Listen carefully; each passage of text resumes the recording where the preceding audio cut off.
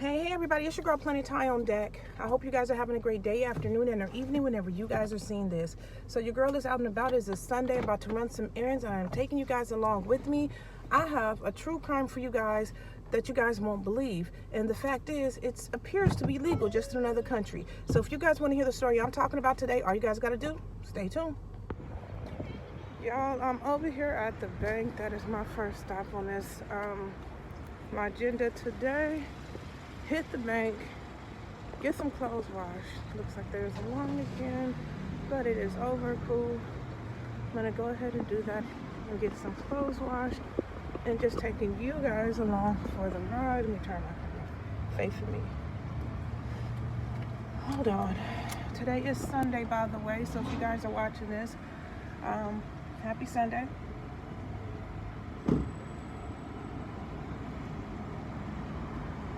Hold on, y'all.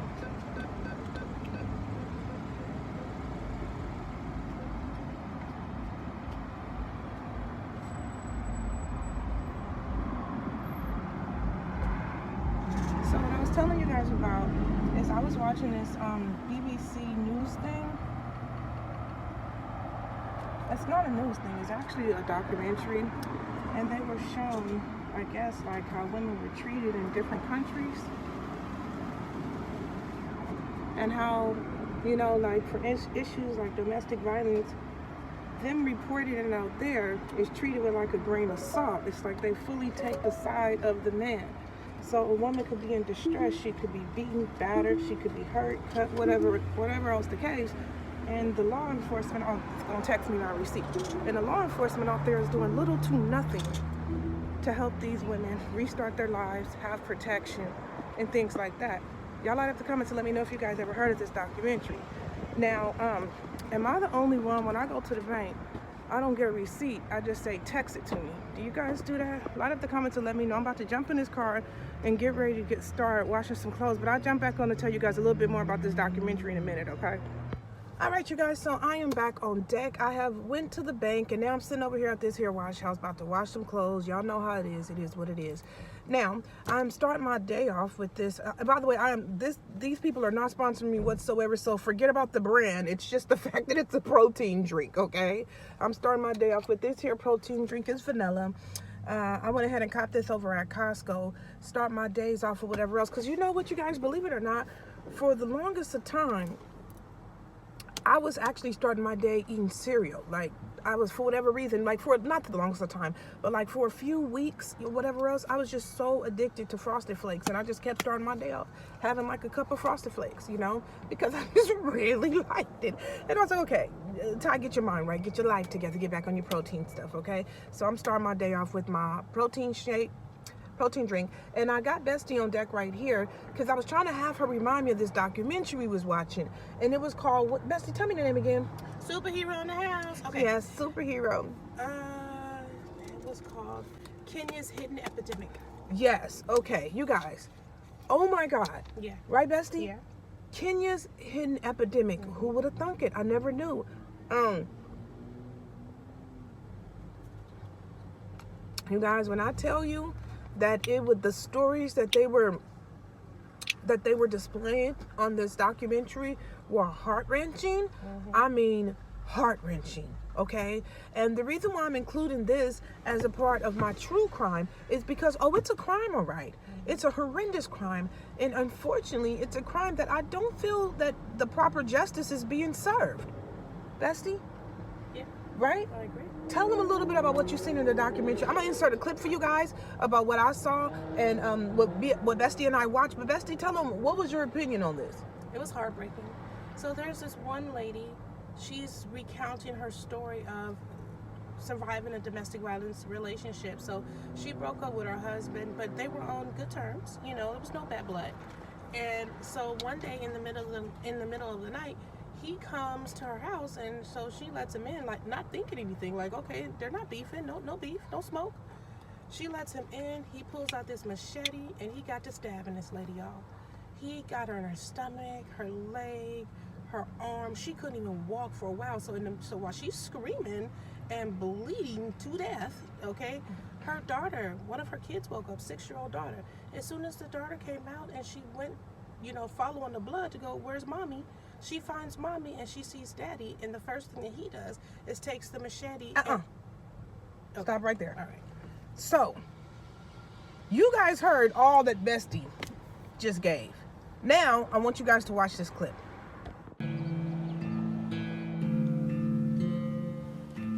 Mary Mugambi agreed to meet me at the home she shares with her mother and children. It's been 5 months since her ordeal happened, and it's obvious the scars have not yet healed.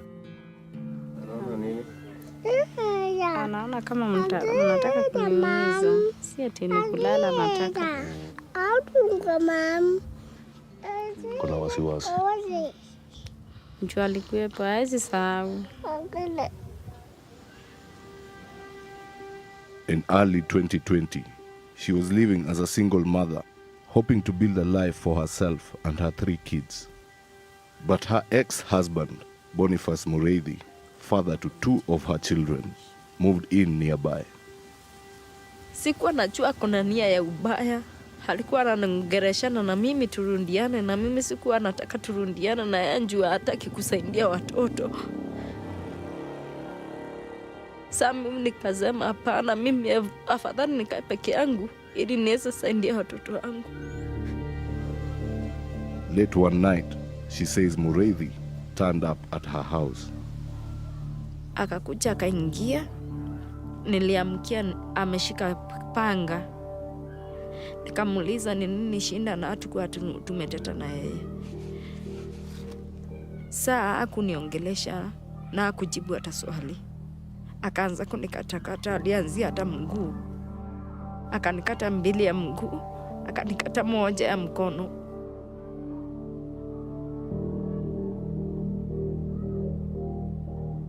Mtoto huyo msichana akaona hivyo, akaamka. Kuamka mtoto akakuta nimekatakata na damu ilikuwa imetapakaa kwa nyumba. Sasa ndio mtoto kwenda, hiyo panga ilikuwa ya kichwa. Mtoto akaidukia akagonga na kichwa yake, mtoto na akakufa hapo hapo.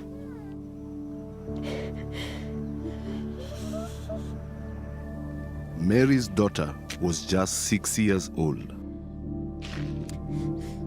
Mtoto ana makosa. Wenye walikuja kuona vyenye mtoto ameanguka na mimi nilikuwa nimekatakata mbaya, walikuwa wanatoka wanaenda wakiwa wanapiga ndulu.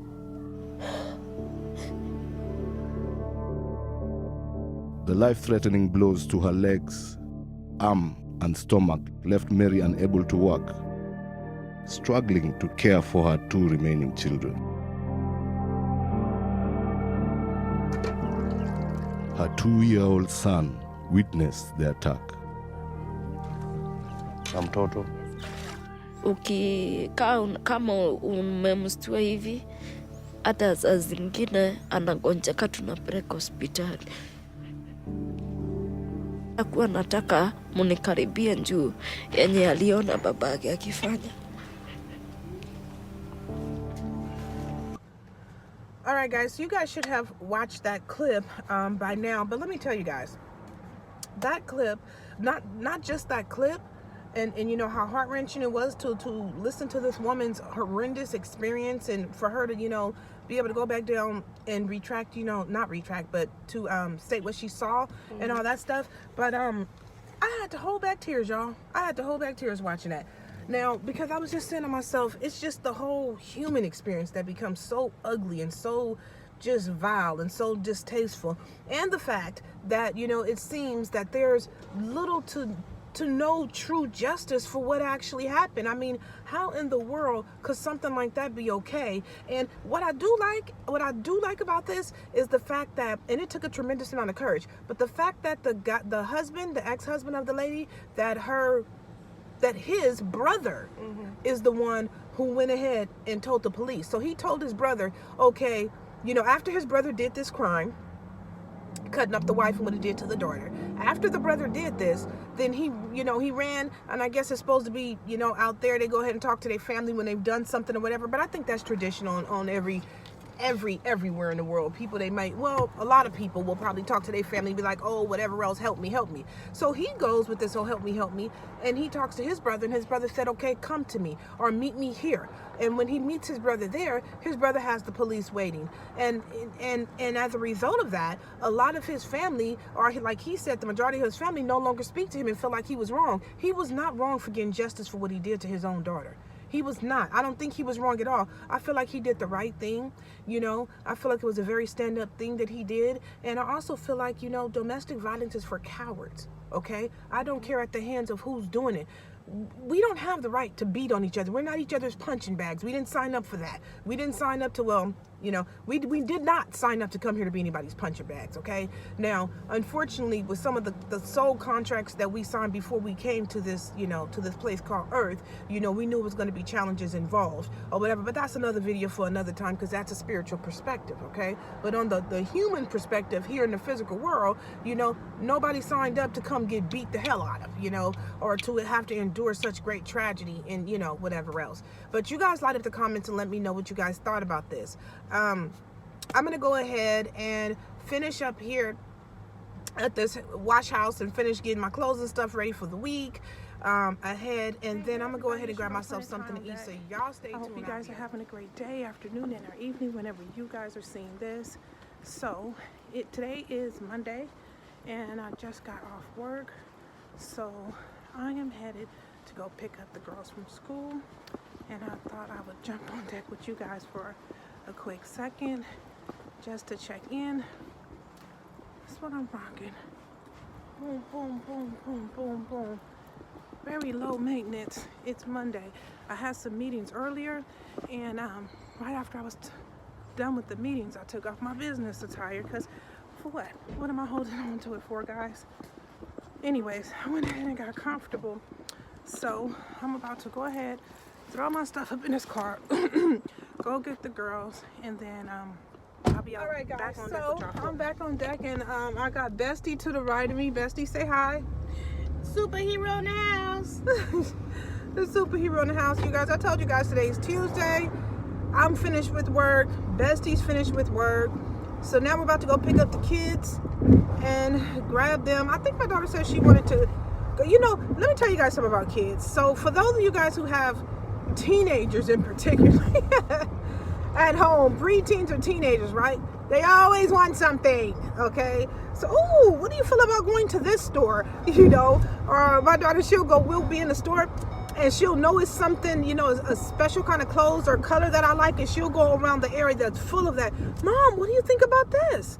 Right? And then I could look at them and go, oh, okay, this is cute. This is very cute, right? And then she'll go down a little bit and pick something up that she already wanted and be like, well, what do you think of this, Mom? I'm like, oh, that's cute. She was like, yeah, do you think it'll look good on me? I'm like, oh, okay, I see what you did there. You did something? Yeah, I did something. Okay. But kids, just so, yeah. But anyway, she wants to go to this store when we pick her up, so I don't know about that, you guys, okay? But anyways, well, we're going to go get them. Bestie. Mm-hmm. How you feeling today, baby? I'm feeling good. You good? You feeling zesty? Mm-hmm. Oh, okay. Oh, I thought about this video. I'll tell you about it after because it had us laughing. What did you say you want to talk about dating in today's climate? When I say I wanted to talk about it, yeah, I like the way you did that. To try to make it seem like it's just been all over my mind. No, wait a minute. Is it something's on your mind? Let it off. If that's what you want to talk about, baby, I'm here to listen. Oh, you don't know me. You won't let me. You just met me. You won't let me. But if I could have Silly Rabbit, why you sweating me? Rest in peace to both of them. Shock G and your boy Pop. Anyways, now that we done broke out on our theatrical rapping fest, whatever. No, Bestie, seriously, so Bestie and I, we talk all the time, because, you know, she's Bestie, I'm Bestie, and that's what we do. Anyways, one of the discussions we was talking about was how weird it is, or, you know, how unique it is to date in today's climate. Right, Bestie? Right. Like, for instance, how do you guys feel about virtual dating for, like, the majority of the time that you would spend getting to know somebody, right? Like, for instance, you meet somebody, and a lot of people, you know, do not meet in person anymore. People are not meeting in person these days. Not not so much. I don't know. Maybe just where we're at. I guess not. You know, a lot of people are not mean in person, but like if you met somebody virtually, could you like really spend your time like getting to know them strictly virtually, Bestie? Yes. All right. Okay. Well, I know you can't, Herman. So, but the reason that I can is because, you know, when you're not face to face, so many other things build up, right? So you really get to see who a person is on a whole nother level. Especially if you guys like video chat with each other and stuff like that, you can kind of get up in their personal space, they can kind of get up in your personal space and stuff like that. And also too, it helps the relationship to not rush. I think a lot of times when people are, you know, face to face and, you know, there's this attraction between two people and the conversation is stimulated and the chemistry's there, relationships have a tendency to move a lot faster than they need to. So I'm pro for the online getting to know slower and getting to know people. Right. I can understand that. I mean, I understand to the point where there's no need to rush. And I do agree that when people are in person, sometimes there's an impulse for certain people to want to, you know, we're in person, I got to have you type feelings, but no, you don't. Okay. So that's a real thing. I hope my camera don't cut off because I just looked up and I see that my phone is ring-a-ding-dinging. So, okay, I hope it don't cut off on y'all. But anyways, yes, I do think, you know, in today's climate, it is a rush, you know, on so many different levels. But I guess it depends on, too, you know, who you're attracting and what they're looking for. What you're looking for. I don't need to rush at anything. Let me tell you. Be in a rush for nothing. Yeah, there's no need. Be in a rush for nothing. Yeah, there's no need. Absolutely zero need for me to rush to do anything. Because actually, you know, and you know, once you've been a solo agent and you get to enjoy the way that you move, how you get down, you go and come without having to answer to nobody. Oh, and that feels amazing. With the exception of, let's say, your children or your bestie. Because of course, me and Beth, we answer to each other because, oh my God, that's right, you better that's check like in. True Blue. You know what they say, the Living Single song? True Blue. We stuck like glue because we are living. Oops, I almost hit this. We're not in the 90s kind of world anymore. If they hit that chord, I have to get on and tap some ass on your behalf. Now, don't hit nobody. No. I had a little more room than I thought, you guys. People are like, oh my God, I can't believe that you got the camera. You know what's really unique about people if you've never vlogged while you were driving before? Because a lot of people think that you spend your whole time eyeballing the camera, just staring at the camera, but actually you don't. The camera's just there. It just happens to be there, just like plastered up on your window, and you're just talking how you normally would talk anyway, right? The camera just happens to be on. But sometimes I know it looks, you know, it could look a little unique if a person hasn't vlogged before. It looks like, why is this person driving down the street staring in the camera? But I promise you guys, I'm still not driving down the streets just like staring at the camera. I'm looking all around me to be safe. I have a seatbelt on. You guys see the belt? See the belt? Bestie has her bolt on too. But anyways, Bestie, under what circumstances would you date in today's climate? I would start online. Like, even if I met someone who lived in my community, right? Let's say I met a great guy. Would you tell them let's get online and talk? No, but I would utilize the resources of FaceTime and talking to him like that. Oh, That's okay. what I mean by online. Okay. So, yeah, we can FaceTime each other and all that kind of stuff. I'm busy anyways, okay? Right. I work for a living. I'm busy. I got stuff to do. Right. So, I would utilize that. Let's talk like this first, because you know what? You can tell a lot about a person by the way they talk to you. By their level of patience.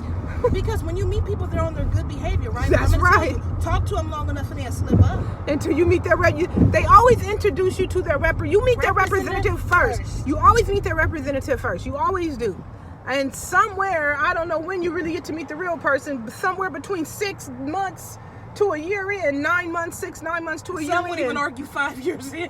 I wouldn't debate with them either, because it just depends on how deep people are with their lying. Right. You know, I don't know, you guys. It's crazy. It's absolutely nuts. But that's what I'm saying. Slow and steady does win the race. So the thing is, I think the reason most people like to rush into relationships is for a couple of reasons. One, because they want sex. Get in control of your sexual appetite, for real. Right. Everything is not always about sex. I mean, go do some reading. Do something. Work out. Do something. Control yourself. Right. Everything is not about sex. But I think sex is one of the main reasons why people want to rush into a relationship. And then outside of that, everybody just wants, not everybody, but it seems like people just be so desperate for somebody. Oh, please, somebody. It's like, you are to somebody. Right. Start loving yourself first. No, you don't just have to be with somebody, especially that type of energy and attitude creates a settlement type of environment. People settle for less than what they're worth all the time because they're so damn desperate. Right. Take time to... All right, guys. So I did decide to come back on one more time today because I actually ended up going to Target. Y'all see behind me? I ended up deciding to go to Target because I had to pick up something really quick. And I got some Pepto-Bismol on my hand, right? So I'm like, okay, I'm here. I'm thinking, you know what? Look at this line, y'all. Y'all see how long the line is here? Oh my God, I'd like to run out if I didn't need what I was coming for. So let's see here. Anyways, I just came back on to let you guys know that I had to run to Target. And I got one more store I got to run to after this. But I did forget my selfie stick. My selfie stick. It's in the car. So I don't know how great I'm going to be able to be in this little comeback because of that.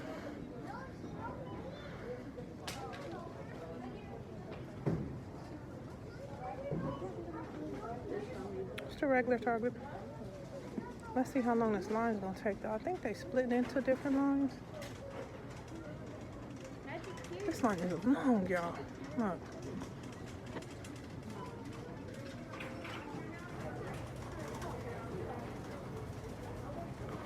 Oh, you see how long the line is? Sheesh Louise.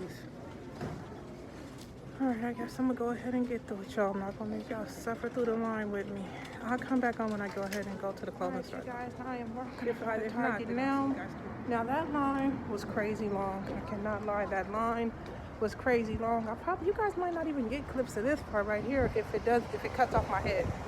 But yeah, that line was crazy long. I'm happy to be out of there. And why it seems like every time I come out the store, I forget where I done parked at. Let me see.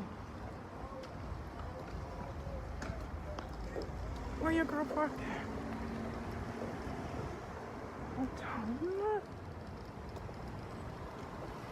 I do not remember where I done parked at.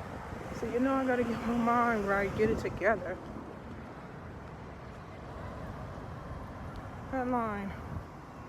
Good Google Mooga, but I think it's just like that because it's like, you know, after work time or whatever else, I guess everybody running to Target or something to grab one thing or another. Oh, why is my car way over there? That's what I'm talking about. Does anybody else do that? I come out the store and forget completely where I done parked at, y'all.